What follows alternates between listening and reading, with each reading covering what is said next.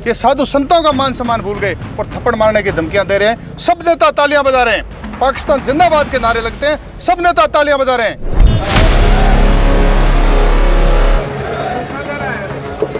बीते दिनों फतेहगढ़ में कांग्रेस की थार की अपनायत यात्रा के दौरान पोकरण विधायक एवं तारात्रा मठ के गादीपति महंत प्रतापपुरी महाराज पर जैसलमेर से कांग्रेस के पूर्व विधायक गोवर्धन कल्ला के पुत्र ने अमर्यादित टिप्पणी की थी। इस टिप्पणी को लेकर संत समाज में भारी आक्रोश है। इसके विरोध में बुधवार को बाड़मेर में बड़ी संख्या में संत समाज के साथ सर्व समाज के लोग सड़कों पर उतरे और रैली निकालकर कलेक्टर टीना डाबी को राज्यपाल के नाम ज्ञापन सौंपा। इससे पहले शहर के पनगट रोड पर गंगागिरी मठ में संतों की एक बैठक हुई, जिसमें महंत प्रतापपुरी को लेकर की गई टिप्पणी की घोर निंदा की गई। चौहटन मठ के महंत जगदीशपुरी महाराज ने बताया कि यह घटना जैसलमेर के बासनपीर में गुरु पूर्णिमा के अवसर पर छतरियों के निर्माण को लेकर हुए विवाद के बाद हुई। यहाँ कांग्रेस नेताओं ने बाड़मेर से बासनपीर के लिए थार की अपनायत के नाम से यात्रा निकाली थी। बासनपीर में धारा 163 लागू होने के कारण पुलिस और प्रशासन ने उन्हें अनुमति नहीं दी। उनकी यात्रा को फतेहगढ़ के पास ही रोक दिया गया था। यहाँ भाषण के दौरान जैसलमेर के पूर्व विधायक गोवर्धन कल्ला के पुत्र राधेश्याम कल्ला ने पोकरण विधायक महंत प्रतापपुरी महाराज के प्रति सार्वजनिक रूप से अमर्यादित टिप्पणी की।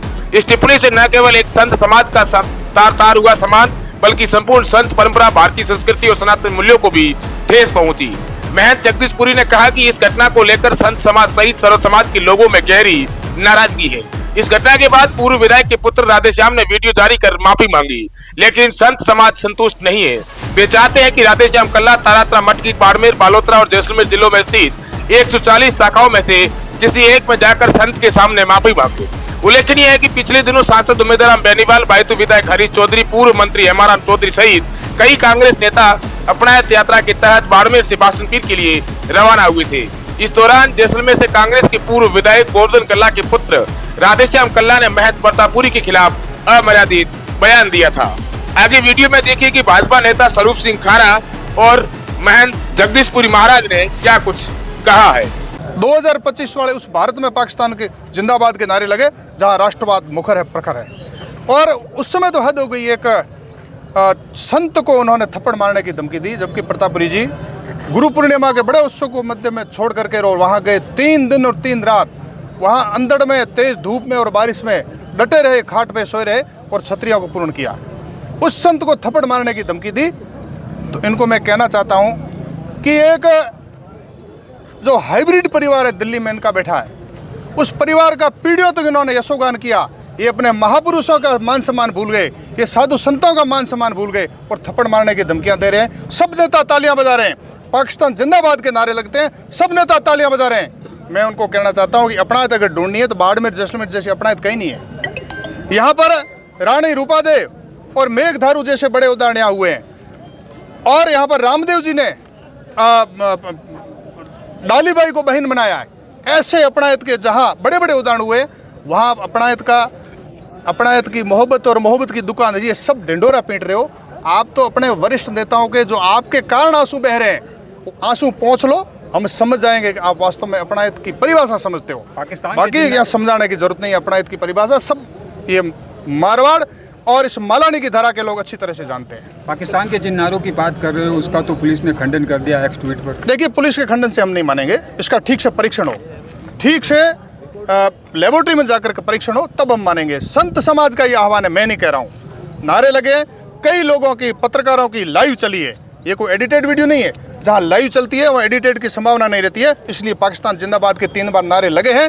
ये पुख्ता घटना है, ये घटना नहीं। इस स्वतंत्र भारत में, भारत पाकिस्तान के इस बॉर्डर पर जिस क्षेत्र को शांतिप्रिय मानते हैं वहाँ ये घटना दुखदायी है। स्वरूप सिंह जी, संत समाज और अगर बात करें सर्व समाज की, तो मान क्या है? कांग्रेस पार्टी माफी मांगे या जिन्होंने थप्पड़ मारने की बात की वो माफी मांगे? मुझे तो लगता है कि कांग्रेस पार्टी तो क्या माफी मांगेगी। इन्हीं हजारों साधु संतों का दिल्ली में कांग्रेस ने नरसंहार किया था, कश्मीर के पंडितों का नरसंहार किया था। उनसे तो उम्मीद ही नहीं है। एक व्यक्ति वो तो कम से कम माफी मांगे। अगर कांग्रेस को भी सद्बुद्धि इन संतों के आह्वान से अगर मिल जाए तो वो भी माफी मांग ले, उनका स्वागत है। उस व्यक्ति ने माफी मांग ली है निजी रूप से कि मैं गुनहगार हूँ और इस मैटर को खत्म करूँ। संतों का आह्वान है कि माफी संतों से आकर के मांगे, तभी वो अधिकृत मानी जाएगी। अच्छा, उनके सामने बैठकर मांगे? बिल्कुल, ये संतों का आह्वान है, मैं नहीं कर रहा हूँ। अगर नहीं करते तो अगला कदम क्या रहेगा? वो संत तय करेंगे, हम उनका अनुसरण करेंगे। आज की रैली का कारण है कि जैसलमेर में पास में एक वासनपीर करके गांव है, वहाँ कुछ शहीदों की बलिदान दे के जो शहीद हुए ना, उनकी छतरियाँ बनी हुई थी तालाब के पास में। तो कुछ लोगों ने 2-4 साल पहले उन छतरियों को गिराया और कहा कि जीर्णोद्धार कराने के लिए हमें नीचे गिराइए, कोई दूसरी भावना नहीं है हमारे, ऐसा कहा था उन लोगों ने। तो वापस अब गुरु पूर्णिमा के 1-2 दिन पहले राजपूत समाज ने और एक क्षत्रिय ब्राह्मण समाज से भी है वहाँ समाधि स्थल है, वो जो लोग शहीद हुए उनकी है। तो वो लोगों ने क्षत्रिय वापस जीर्णोद्धार के लिए वहाँ इकट्ठे हुए और पत्थर भी लाए और कारीगर लगे हुए थे। तो मुसलमान समुदाय के लोगों ने उन्हें रोका कि भाई यहाँ ये हमारे गांव है और ये नाडी है, स्कूल भी हमारे नज़दीक पड़ती है, यहाँ कोई क्षत्रिय वत्रिय न मत बनाओ। तो लोगों ने कहा 150 साल 250 साल पहले क्षत्रिय, अब जीर्णोद्धार में आपको क्या एतराज़ है?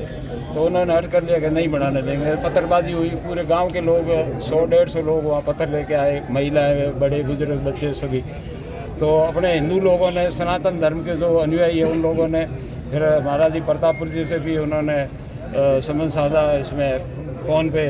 तो गुरु पूर्णिमा का पर्व छोड़ के महाराज जी भी वहाँ शाम की टाइम पहुँचे, समझाइश किया और कहा भाई प्रशासन के द्वारा और हमें ये क्षत्रिय निर्माण करवाने दो। तो प्रशासन ने सहयोग किया और क्षत्रिय निर्माण हो गई 2-3 दिन में।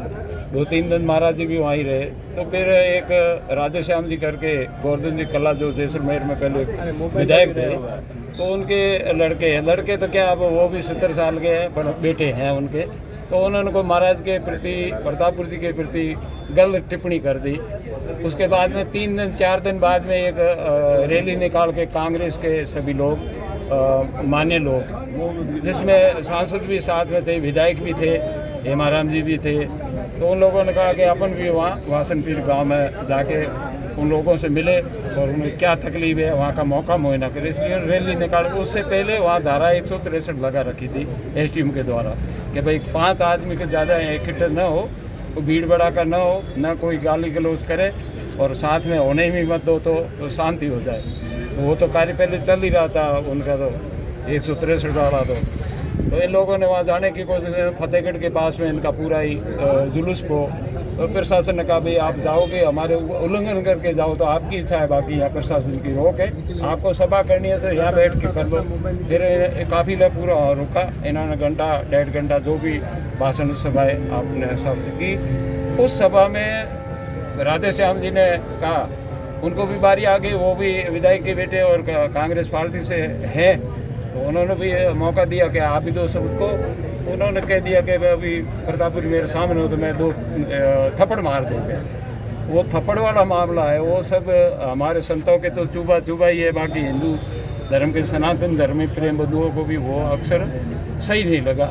इसलिए हम खाली ये भेकदारी भी नहीं है, भगत लोग भी है, 36 कौम के लोग हैं। उन्होंने आज तो हमें आगे किया कि पहले आप विज्ञापन दे आओ और फिर शायद 25 तारीख को और भी विज्ञापन देना। राजपूत समाज है, कई भी समाज उनके साथ में होंगे, 25 को और भी रखा है। उन्होंने माफ़ी मांग ली साहब उसके बाद इस मामले को लेकर। वो बात सही है, माफ़ी के लिए मैंने भी सुना, वीडियो देखा, माफ़ी मांग भी ली और संतुष्टता नहीं हुई महाराज जी को।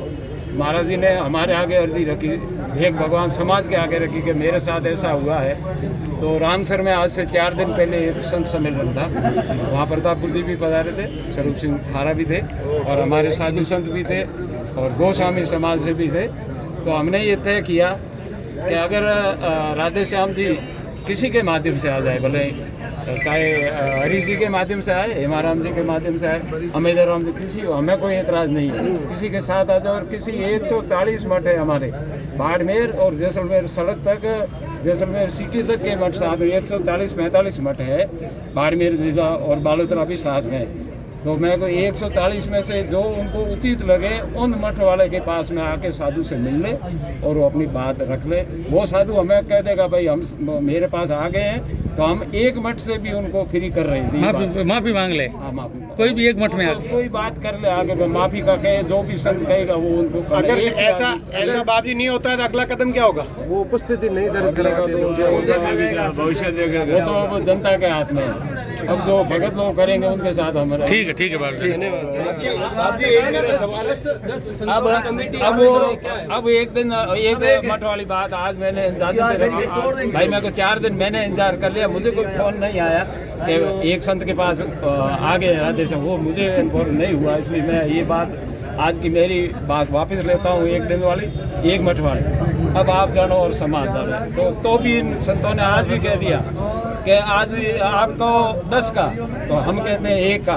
अभी भी एक के उन्होंने बोल दिया, सही बात है, तो उन्होंने कह दिया 54 मठ में आ जाए, तो हमारे आए तो स्वागत है, वो ब्रह्मदेव है, हम कोई उन्हें गाली गलौज नहीं करेंगे, हम साल उठा के उनका सम्मान करके वापस भेजेंगे। साहब जी, मेरा एक सवाल है, कांग्रेस नेताओं का आरोप है कि महंत प्रतापपुरी ने भाषण पीर जाके वहाँ वैमनस्यता फैलाने की कोशिश की। दंगा उकसाने का कोई वो तो वीडियो सुन लें, और वो मेरा विषय नहीं है, मैं कोई राजनीतिक से नहीं, राजनीतिक वाले आपस में करते रहेंगे, प्रतापपुर जी जाने और राजनेता जाने, वहाँ जो कुछ हुआ तो प्रशासन उनका वीडियो दे के प्रशासन उनकी कार्रवाई करे। प्रतापपुर जी कोई किसी का खुदा नहीं है, अगर प्रतापपुर जी ने गलत शब्दों का वहाँ उपयोग किया है तो प्रशासन उनकी जांच करे। प्रशासन कहते महाराज जी आपको ये शब्द नहीं करे, और थप्पड़ वाला अगर प्रशासन को सही लगा है, प्रशासन नहीं कहे अच्छा किया थप्पड़ लगाने का कोई एतराज़ नहीं, तो मान आने का अगर नहीं होता है कोई भारत में, तो हमें भी कोई एतराज़ नहीं है। ठीक है बाबू, धन्यवाद।